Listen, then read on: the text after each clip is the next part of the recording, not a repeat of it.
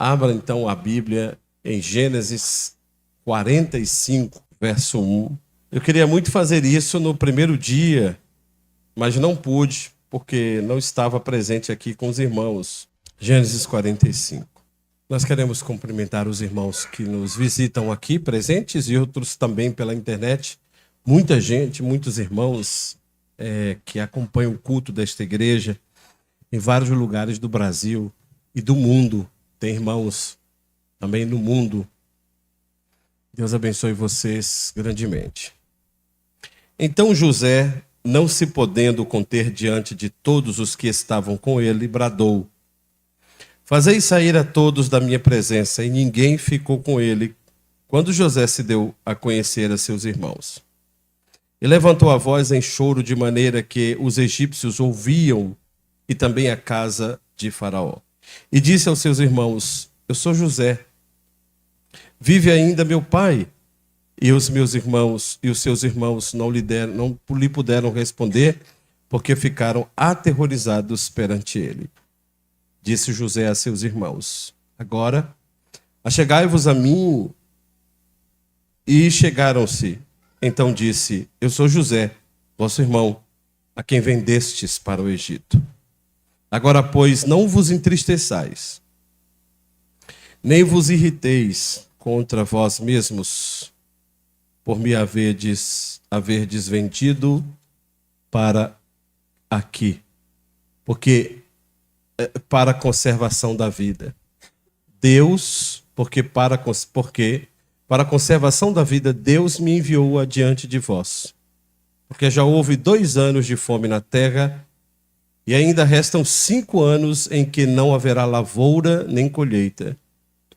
Deus me enviou adiante de vós para conservar vossa sucessão na terra e para vos preservar a vida por um grande livramento.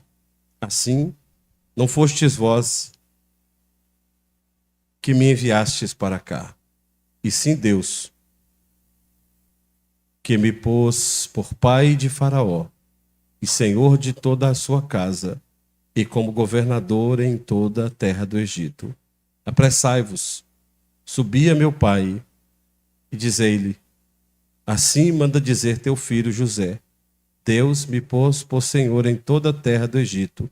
Desce a mim, não te demores. Habitarás na terra de Gósen, e estarás perto de mim, tu, teus filhos, os filhos de teus filhos, os teus rebanhos, o teu gado e tudo quanto tens. Amém. Que eu diminua e o Senhor cresça. Quando nós lemos a Bíblia, nós ficamos perguntando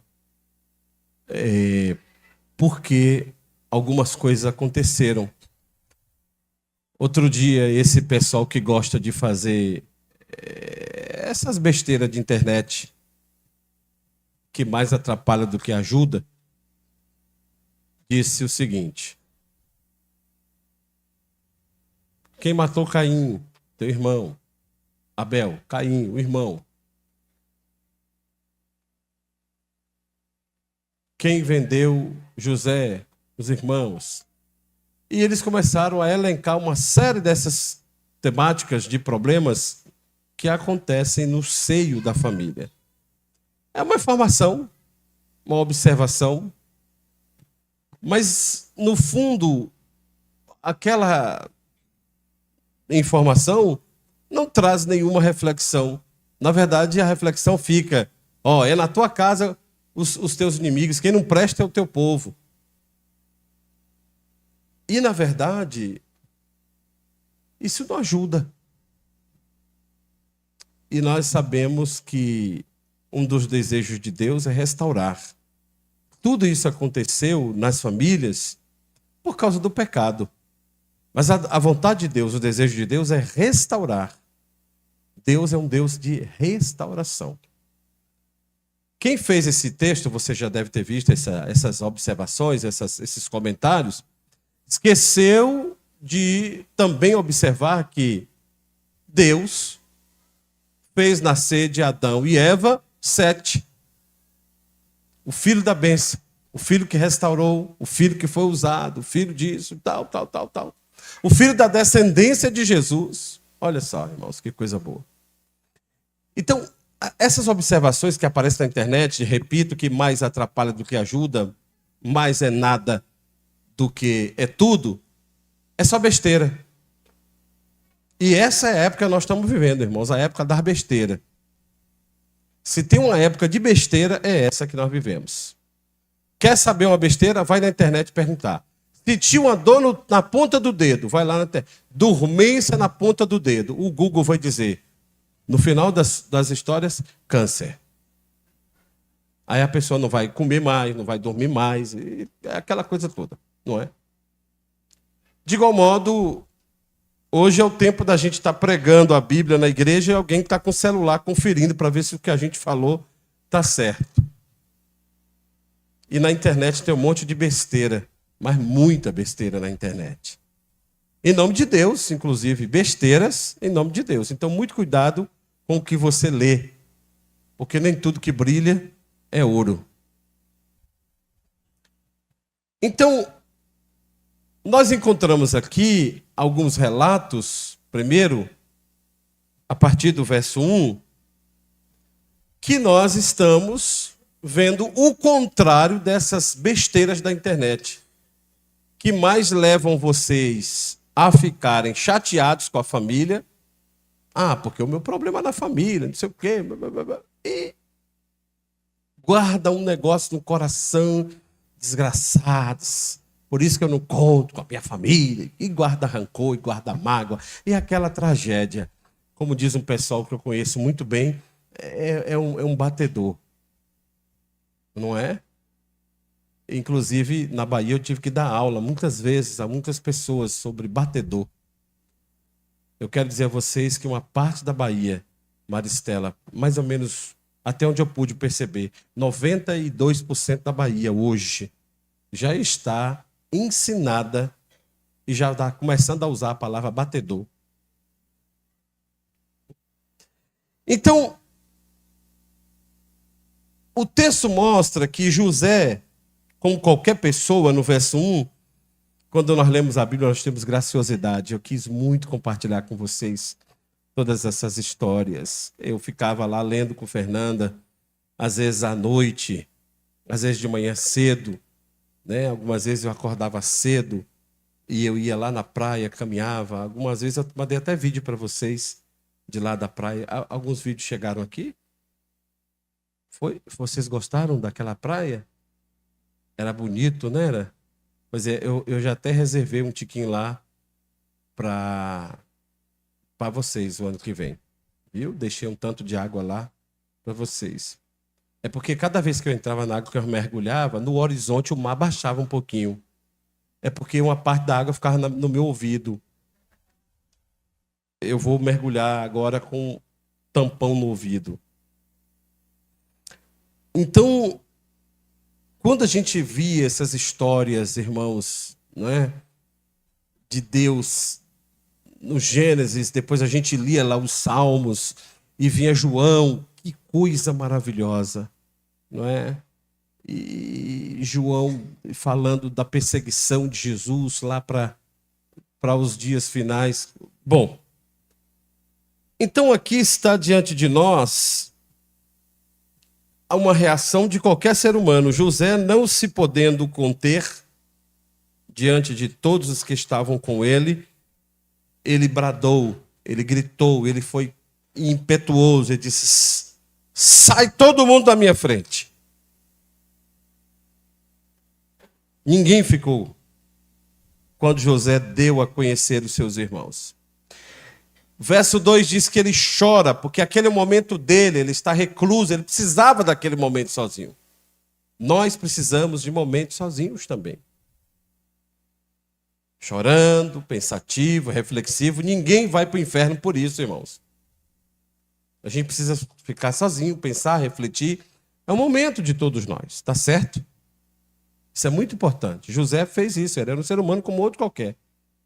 A segunda parte diz o verso 2 que ele chora E ele chorou alto. Quem é que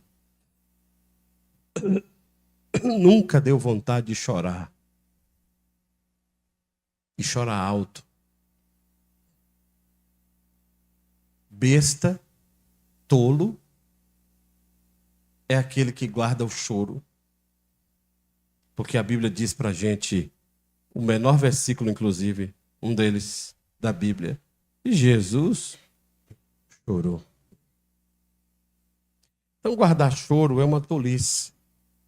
É uma besteira, uma dureza de que eu não posso chorar. Chora, chora, chora mesmo. E ele chorou muito, de maneira que os egípcios que estavam... Aqui é os egípcios, os que são perto, né? Claro que não todo o país, não é todo... Mas, e também a casa de Faraó ouviu o choro. Então, depois, o verso de número 3 mostra para nós que ele disse a seus irmãos... Me parece que depois que ele manda todo mundo sair, que ele chora, que ele se recompõe, aí ele manda chamar os meus irmãos. E quando os irmãos voltam para a sala, ele diz, eu sou José. E ele faz uma pergunta crucial, meu pai ainda está vivo? A essa altura, o texto diz que os irmãos não responderam, porque de fato, eu não sei o que é que vai acontecer comigo. O moço é o governador, ele é o chefe de tudo. O cara mandou todo mundo sair numa patada de um grito. Chorou uivando que ninguém consegue entender uma gritaria medonha dessa. Agora manda chamar nós todos para dentro da sala dele e pergunta, meu pai está vivo? Ele vai mandar matar nós. Ou, eu não sei o que é que vai estar todo mundo... O texto diz que eles ficaram atemorizados, cheios de temor, que é um medo extraordinário. Gente, vai matar nós? Diante disso, o texto disse que José disse a seus irmãos, chegue mais perto. Então ele não está mais gritando, ele está se contendo, porque no versículo 1 ele não se conteve, ele agora está mais sóbrio. Ele disse, chegavas a mim. E eles se chegaram. E ele disse de novo, eu sou José, eu sou irmão de vocês, aquele que vocês venderam no Egito. Para ficar claro, como lindo dia de sol, quem estava falando. E quando José toma essa posição e ele diz quem ele era, interessante que o verso 5, no final ele disse, Deus me trouxe aqui para a conservação da vida. Preste atenção, não da vida dele, é para a conservação da vida, irmãos. O Senhor me trouxe para o Egito com um propósito, para que eu pudesse cuidar de vidas. A partir daqui as coisas tomam um rumo diferente, é uma lição para nós. Ele diz, foi Deus que me enviou na frente de vocês. Por quê? Porque já tem 2 anos que a terra está sofrendo com fome e ainda falta 5 anos. E deixa eu dizer uma coisa para vocês, disse José, não vai ter nem colheita e nem lavoura. Pode esquecer isso. É a terra. E aí, um documento do Egito antigo, nessa época da seca, porque o documento do Egito antigo prova que o Egito foi o chefe do mundo num período de seca que houve no mundo. A história prova isso. Então, o Egito, ele recebia, ele acolhia pessoas que vinham da banda asiática do mundo, irmãos. O Egito acolhia, recebia essas pessoas com braços abertos. Até porque você vai ver aqui, mais à frente, você deve ter lido, se não leu, leia hoje ainda, que o faraó, ele mandou carros com mantimentos para levar para o pai de José, e mandou carros vazios, Valentino. Mandou um monte de caminhão-baú para trazer as coisas de mudança de lá para cá. E a felicidade de receber. Por quê? Porque esse Egito, esse faraó da época, que era um faraó diferente do que viria anos após esse período, que é o faraó de castigar, que a gente vai ver isso lá, mas no início do Êxodo, no final de Gênesis para o início do Êxodo, esse faraó, com a sua política internacional, ele queria expansão das ideias egípcias, então ele trazia os estrangeiros com muita alegria para o seio do Egito. O texto disse que não haverá lavoura e nem colheita na terra. E um documento egípcio diz que a terra, nessa época, ficou toda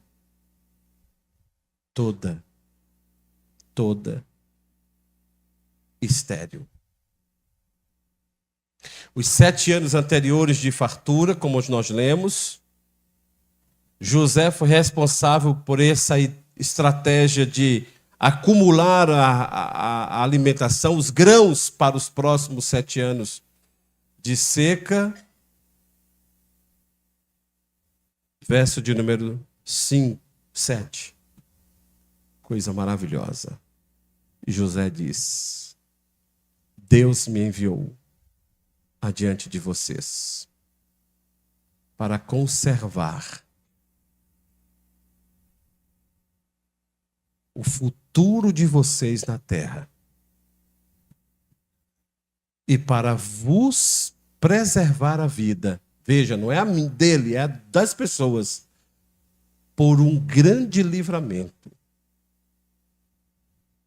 Preste atenção no que ele vai dizer. Verso 8. Assim, ele conclui, assim, portanto, assim, vírgula, não fostes vocês que me enviastes para cá, e sim Deus, que me pôs por pai de Faraó, senhor de toda a casa e governador do Egito. Pronto. Eu vou ficar aqui um pouco. A lição dessa leitura diária de hoje é que José não é uma pessoa que vive com o celular na mão, ouvindo mexericagem da internet. Quem traiu José? Os irmãos de José. Quem matou Abel? O irmão. Quem foi responsável pelo problema na família? José não alimenta o coração dele com besteiras, nem com coisas do passado. José olha para a circunstância atual. E se fosse talvez qualquer um de nós aqui, ele diria: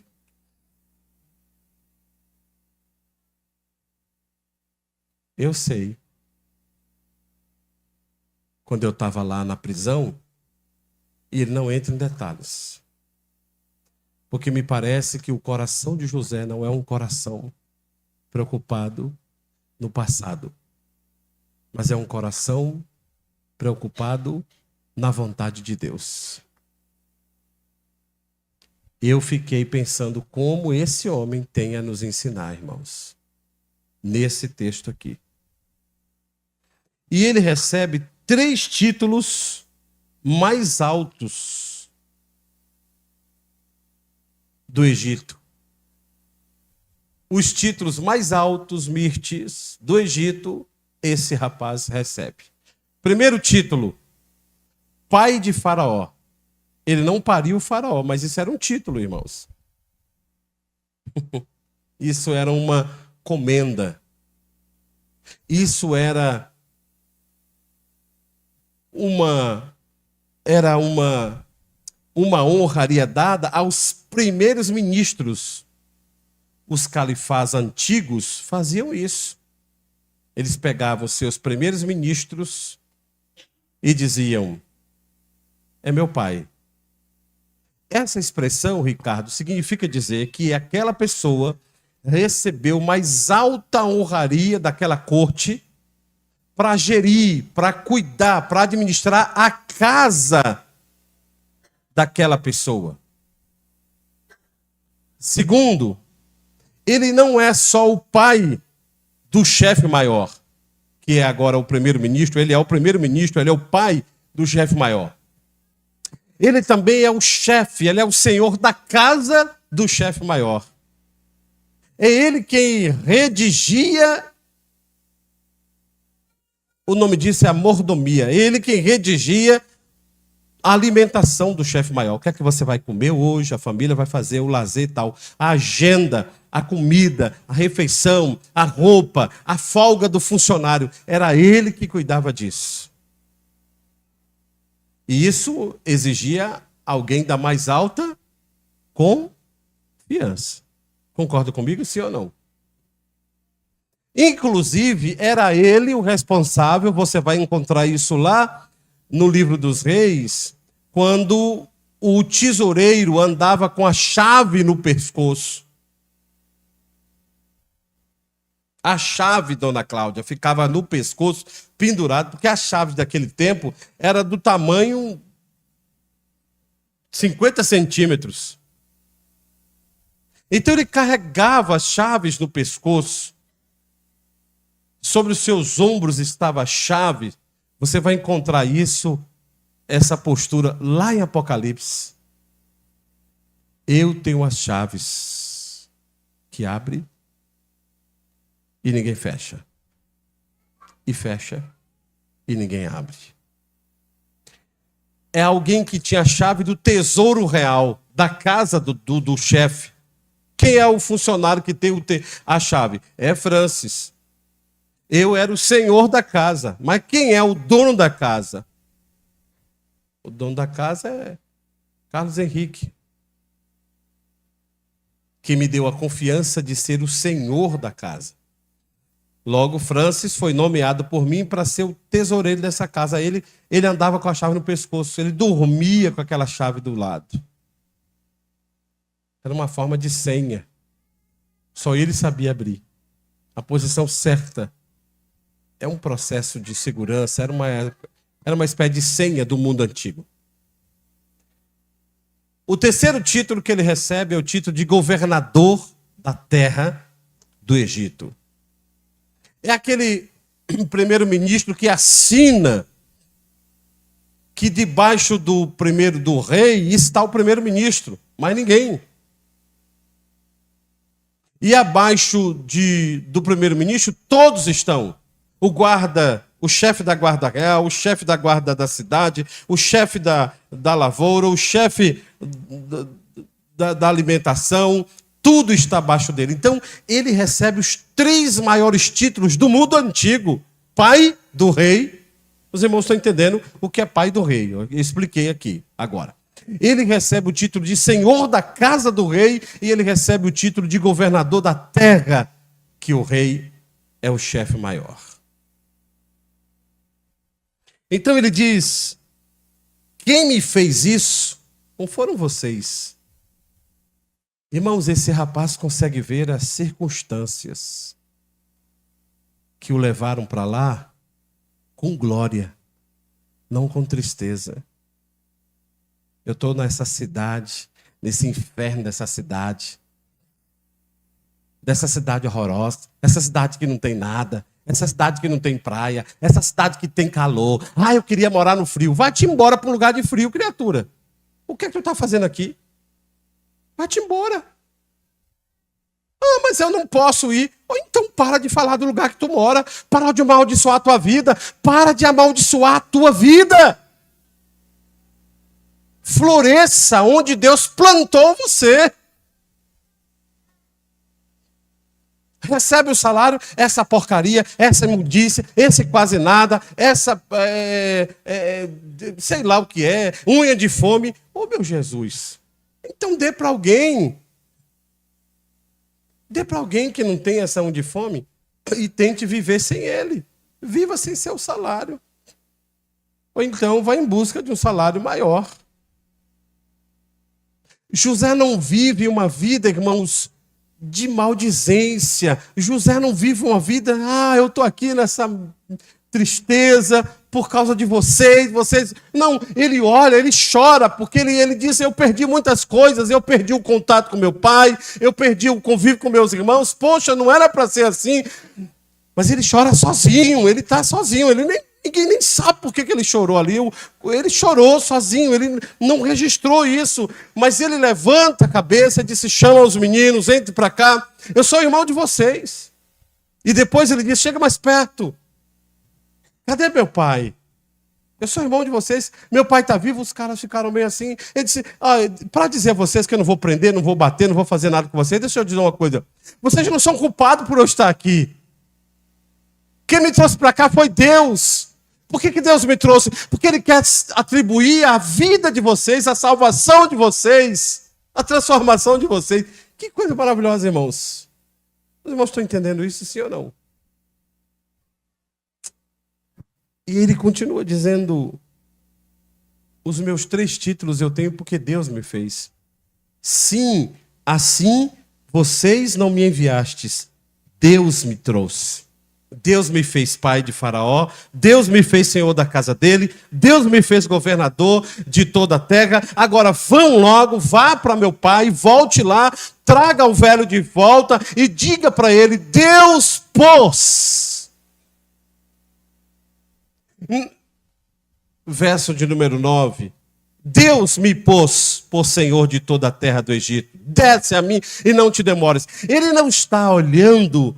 Irmãos, olha o que ele vai dizer para esses irmãos. Ele vai dizer, mais na frente ele vai dizer outra coisa. Não briguem. Por que ele fala isso? Não briguem.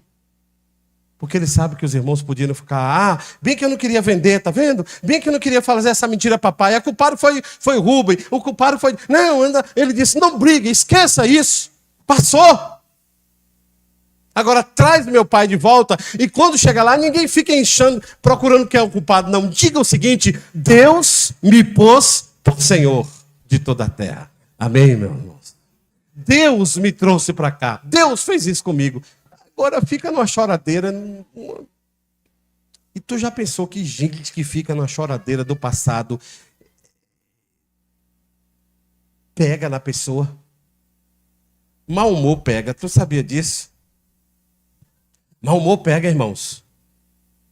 Você chega na pessoa, bom dia. Bom dia.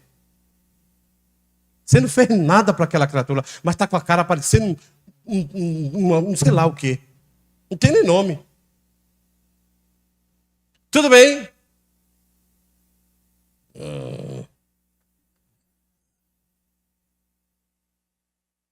Você conversa com uma pessoa mal-humorada, uma pessoa triste, irmãos. Daqui a pouco você está cabisbaixo. O que foi, gente? Não, a irmã ali, o irmão ali está passando a luta aqui. Deus. Lembra do desenhozinho? Céus. Vida.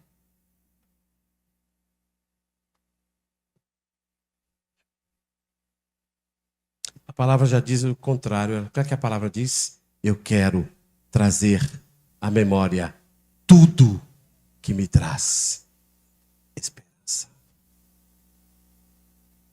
Tudo que me traz alegria.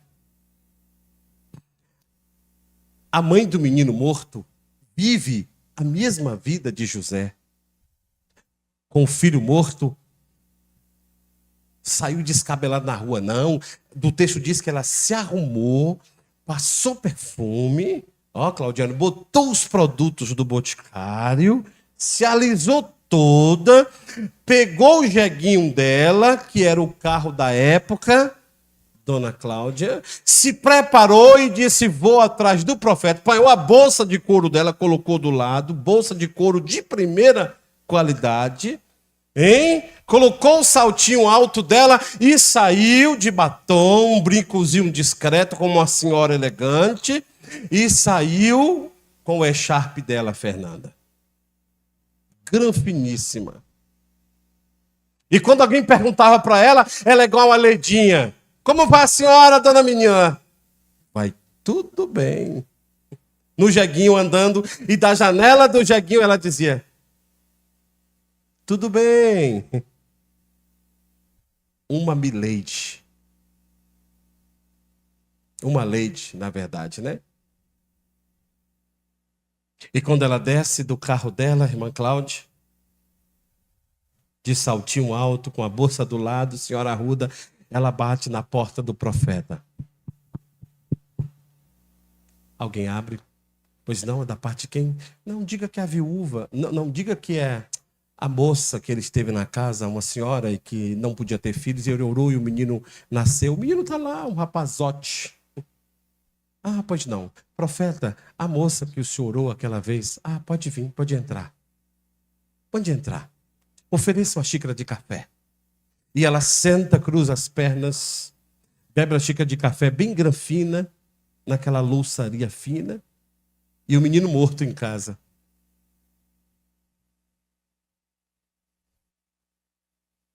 E quando o profeta chega, ela diz: eu queria falar com o senhor a sós.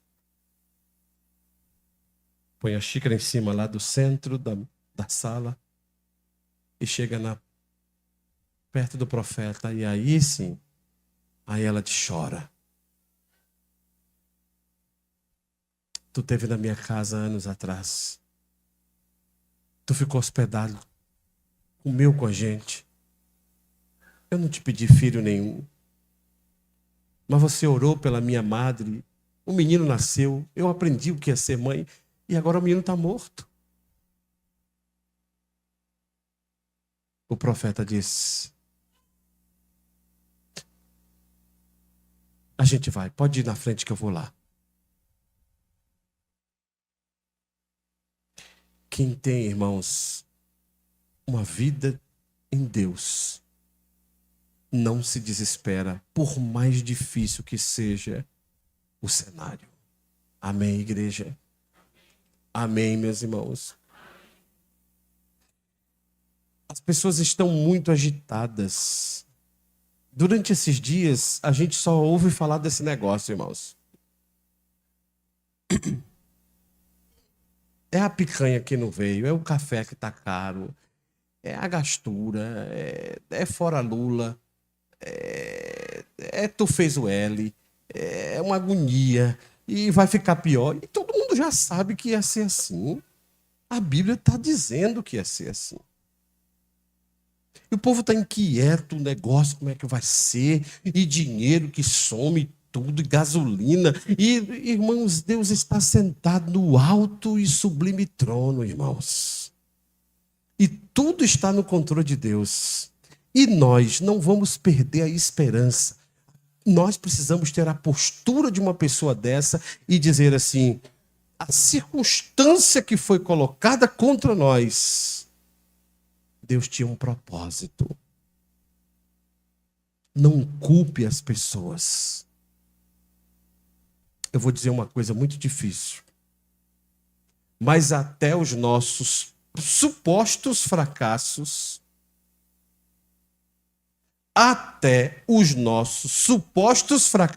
eu vou repetir.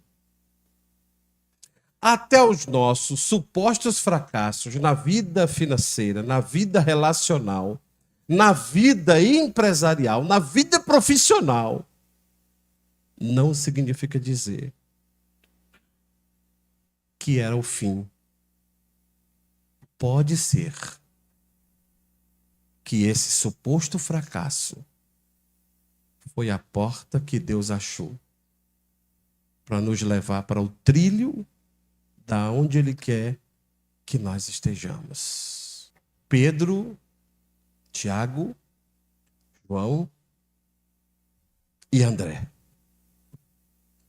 4 homens, 2 irmãos e 2 irmãos.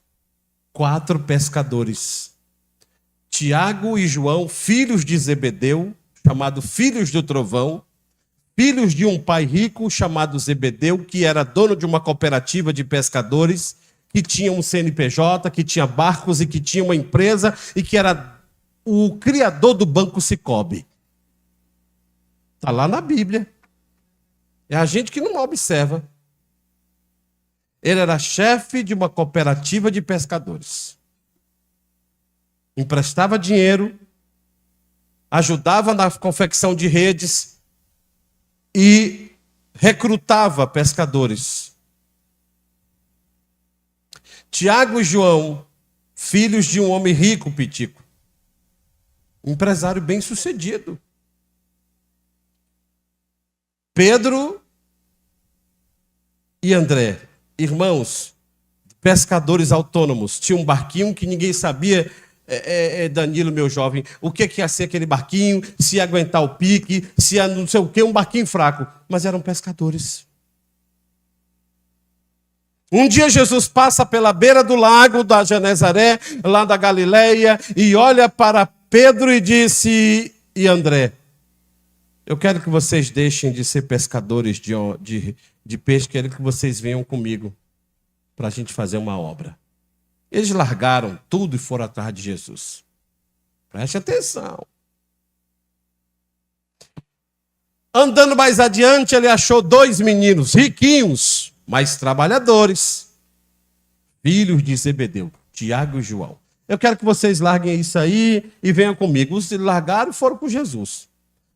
Tantos meses depois, o texto diz isso e a gente não observa, mas está lá, eu já preguei isso aqui uma vez. Pedro, não André, mas Pedro, montam uma sociedade com Tiago e João. Os 3 montam a própria cooperativa.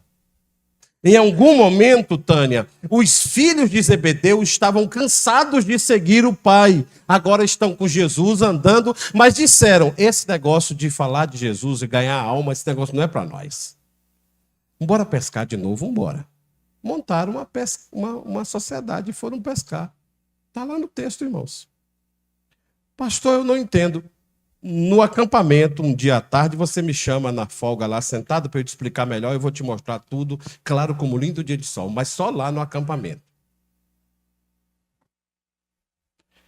Está lá na Bíblia, irmãos. Os momentos são diferentes, não são iguais, não, são diferentes. Aí, os 3 começaram a pescar, ganhar dinheiro, pagar os boletos, financiar um barco novo, estão lá pescando, os 3 fazendo, nós somos discípulos de Jesus, mas apóstolos não.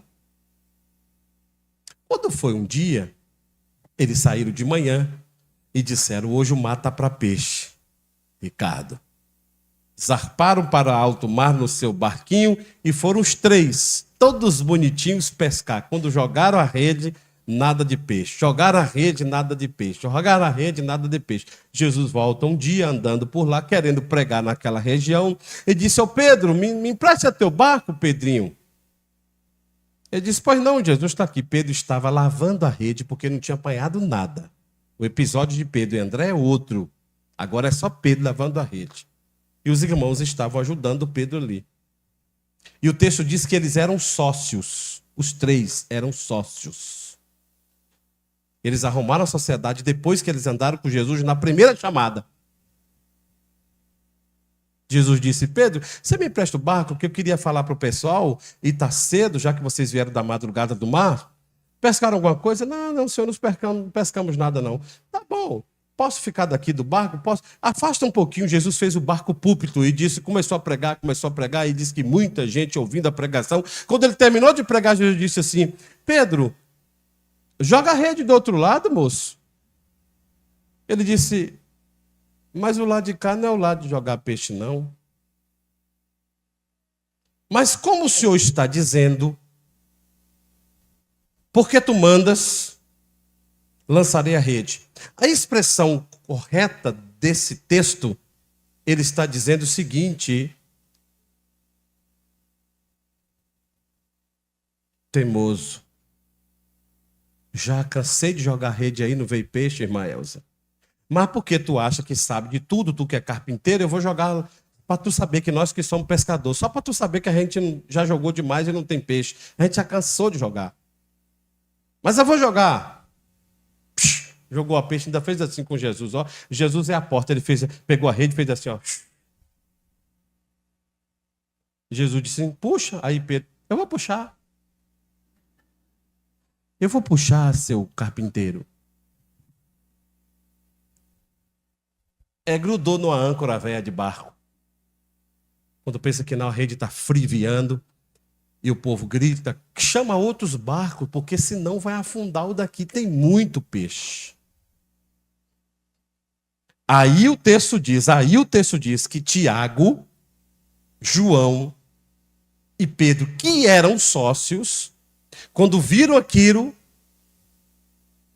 disseram. Aí Pedro disse, Senhor, sai da minha presença. Larga Deus, sou. Eu sou pecador, não faz isso comigo, não. Eu não tenho condição de ficar pescando, mandando o peixe vir. O senhor é filho de Deus, manda o peixe vir a hora que quer vir. O peixe não vem na hora que o senhor não quer. Mas eu não. Aí Jesus olhou para ele dentro do olho e disse, Pedro, eu já te disse, eu tenho um propósito. Hoje eu te chamo para ser pescador de homens. E o texto diz que eles largaram o barco, o peixe e as redes. E imediatamente foram após Jesus. Os nossos supostos fracassos, irmã Helena, não são fracassos. As nossas supostas perdas, os nossos choros, que parece que a gente não vai resistir, que do outro lado o vizinho escuta, como escutou o faraó e todo mundo. Os nossos gemidos não são para o final da história. Eles são, Danilo, o início de uma nova história em Deus. Amém. José não olhou para o que ele havia sofrido. Ele olhou para o que tinha à frente. Ontem eu disse uma coisa para alguém ao telefone que ele disse, eu falei no áudio, ele pegou a frase, colocou entre aspas e disse, pastor, eu vou guardar essa frase. A frase foi mais ou menos assim que eu disse para ele. O reino de Deus é muito grande para a gente perder tempo com coisas pequenas.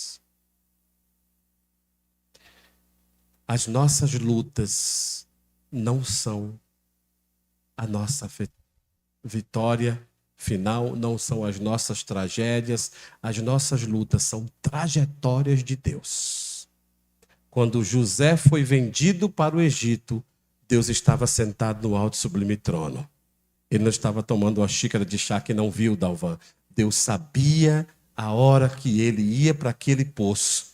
Deus sabia quando José estava sendo preso por acusação contra a mulher de Potifar. Deus sabia quando José estava sendo abandonado pelo seu amigo padeiro lá na prisão. Deus sabia de cada detalhe, porque tudo aquilo fazia projeto de Deus para cumprir o propósito do Senhor.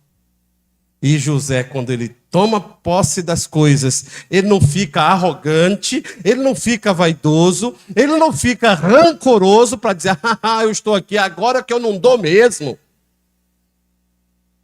Irmãos, ele é o primeiro-ministro da maior potência do mundo naquela época, Isaac e Tabita. Uma palavra dele, Mousa, Ana, era suficiente, prendam-nos. Corta a cabeça! A rainha lá da Alice no País da Maravilha. Corta a cabeça! Mas ele chora como qualquer pessoa. Ele se recompõe. Ele diz que é o irmão. E ele diz quem o levou até lá. Deus me trouxe até aqui.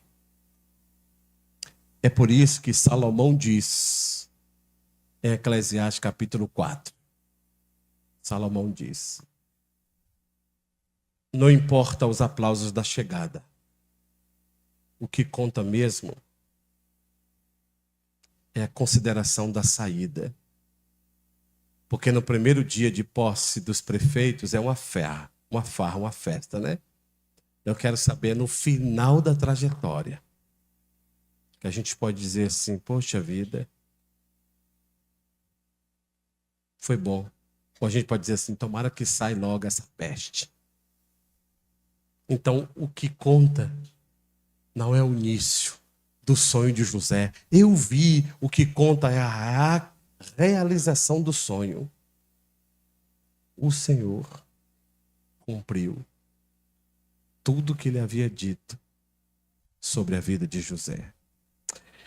E eu encerro dizendo: diga para meu pai, verso 13, tudo que vocês viram aqui. E ele foi ao pescoço de Benjamim, e ele beijou, e ele chorou, e o irmão também chorou. Mas o texto do verso 15 diz: José beijou a todos os seus irmãos. Ele não beijou e não chorou só com Benjamim, que era o irmão da mesma mãe, mas ele beijou e chorou com todos os seus irmãos. Ele não fez acepção de pessoas. Ele não procura culpados. Ele glorifica a Deus pela trajetória. Amém, meus irmãos? E depois, ele diz: vão, conte para meu pai. Diga que eu estou esperando. E no próximo texto vocês vão ver o reencontro de José e Jacó. Eu pergunto a vocês, meus irmãos, o que é melhor? Viver uma vida encontrando Deus em cada traço da nossa jornada, ou viver uma vida culpando os nossos fracassos do passado? Ninguém volta mais atrás. Mas que os fracassos supostos, eu digo, do passado, sejam a razão da nossa conquista à frente. Paulo diz: meu caro Juan, uma coisa eu faço, eu esqueço das coisas que para trás e lanço para as que estão adiante de mim. Parece mensagem psicológica, não é? Mas não. É mensagem curativa e espiritual. Tem gente que não lê a trajetória e assina como fracasso. Ah, porque eu estou nesse casamento miserável, nessa peste. Tem filhos? Tem. Esses filhos são as suas ovelhas. Estão debaixo do teu pastoreio. Agora é a hora de você olhar para frente. Não olhe para trás, irmãos. Olhe para frente. Não se amargure com as coisas que passaram. Tem gente que vive a vida do presente remoendo os trem que passaram lá atrás. Olha para frente. Olha para frente. José está aqui, irmãos. Ele não parou para dizer: não, porque eles me lançaram, eu não posso olhar para a cara deles. Eu me lembro quando eles me pegaram e jogaram no poço lá e me venderam como escravo. Eu não quero olhar para a cara deles, nunca mais. Ele diz: Deus me trouxe aqui. Não importa se ele colocou eu numa cova, se ele tirou eu da cova, onde ele botou na prisão. Não importa se o padeiro não teve a época de falar porque ele falou na época certa. Não importa. Deus fez tudo conforme a sua vontade. Ele me trouxe. Jó disse isso. Ô mulher, quer dizer que quando o café está na mesa, está tudo bom, quando o café não está, Deus não presta? Tu tá doida, mulher? Quer dizer que Deus deu a gente tanta riqueza, agora Deus deu a gente pobreza, Deus não presta? O meu Redentor está vivo e ele vai se levantar. Que Deus nos ajude a termos um coração como o de Jó, o da mãe do menino morto e como o de José. Tire lições para a sua vida quando você estiver lendo a Bíblia. Não leia apenas por ler. Tire lições. Além de ler esse trecho, sabe o que é que eu fiz? Eu apanhei o celular e coloquei lá e fiquei ouvindo. Eu ouvi 3 vezes. Deveria ter ouvido mais. Mas das 3 vezes que eu ouvi, os versos 7 e 8 me chamaram a atenção. 45, 7 e 8. Chilton, verso 7. Chilton está tão intertido olhando para mim. Está com saudade, Chilton, né? Aham. Ele respondeu. Deus me enviou adiante de vós. Verso 8. Assim não foste vós que me enviastes, e sim Deus. Verso 7. Deus me enviou adiante de vós. Verso 8. Assim não foste vós que me enviaste, mas e sim Deus. E sim Deus. Ele transforma um fracasso em vitória pela convicção que ele tinha no Senhor. Não, irmãos, não amargure o teu coração. O povo de Deus está vivendo muito amargurado. O povo de Deus vive muito amargurado. Eu até coloquei um vídeo lá no Coisa, que é a mulher falando lá que para as fêmeas se libertarem dos Alzheimers. E para a igreja. Para ser parte de um movimento. Se envolver. Culto de mulheres, envolvimento de mulheres. Eu não tenho uma amiga. Que negócio de ter uma amiga, gente? Mistura com alguém. Faz uma amizade nova mesmo. Sorria, cantar, dançar. Misericórdia. Dançar mesmo. Pular. Na academia dança. Por que não pode dançar igual Miriam na presença de Deus? Pula igual pipoca. Canta, sorria. Um povo de Deus, parece que Deus é contra a alegria, porque é um povo com a cara amarrada, a cara de delegado. Oxi, Deus é tão alegre, Deus tem um senso de humor tão bom. Quer ver o senso de humor de Deus? Quando Deus criou o homem, Deus fez nós, Deus sabia que ele estava fazendo tudo bonito. Tem hora, irmãos, que eu faço uns negócios que eu falo assim, eu tenho certeza que Deus riu de mim. Eu tenho certeza que Deus ri de eu, tem hora. Tem hora que ele fica zangado comigo, assim, eu vou lá, o Senhor dá uma liberada aí, me ajuda, perdão, mas tem hora que eu faço um negócio que eu falo assim, até Deus está rindo de mim. Que Deus ri, irmãos. Que Deus tem lábios, Deus tem emoção, Deus tem sentimentos. E o que é que pode entristecer o coração de Deus? Um monte de gente que diz que serve a Ele, zangado, amargurado, com a vida toda amarrada do passado. Olha para frente e sorria. Eu sei que eu tenho crido, disse a palavra. Eu sei que eu tenho crido. O Senhor é meu Redentor. Ele é o nosso autor e consumador da nossa fé. Olha para Ele, é o nosso alvo. Olha para Cristo. Eu sigo olhando para frente. O meu alvo é Cristo. Amém, igreja? Eu vou dizer uma coisa para vocês. Esse menino aqui tinha tudo para ser um depressivo. Mas ele se envolveu no trabalho. Quem trabalha não fica com depressão, não tem tempo. Corre atrás. É construindo depósito para botar comida, e é coisa, é abatedor daqui, batedor de lá, e a gente chama José, e ele, rapaz, José, a comida dos meninos da casa do seu senhor, vixe, é mesmo, o menino hoje vai comer mingau de araruta. Vocês conhecem araruta aqui? Conhece não. Tem mulher que conhece araruta aqui? Levanta a mão. Quem é os homens que... Misericórdia, que povo antigo, gente.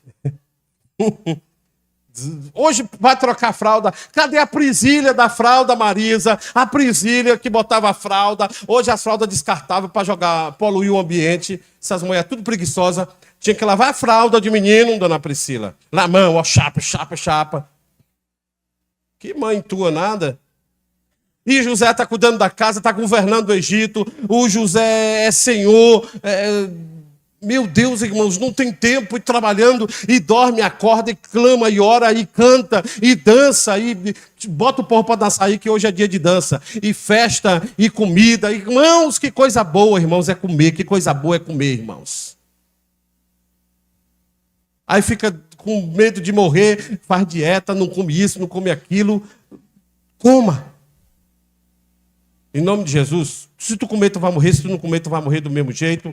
E uma picanha assada, e uma carne assada, hein, Pitico? Já pensou? Alegria, irmãos, vem para a igreja, vou para a igreja cultuar o Senhor, bota a Bíblia debaixo do braço, chega aqui na igreja, não reclama de nada. Não, se está calor, não reclama, se está lá fora também não reclama, se bebe água, não reclama, se não bebe também, glória a Jesus. Eu estou com Jesus, estou feliz com Ele, a minha vida do Senhor, a igreja é maravilhosa, Deus é bom, o pastor chegou meio agitado, mas é bom assim mesmo, eu gosto dele. Deus é bom e a bondade dele dura para sempre, amém, irmãos? E a nossa alegria está no Senhor, a nossa força, a nossa alegria vem do Senhor. Sorria, irmãos. Sorria. Esqueça dessas coisas que ficam adoecendo teu coração.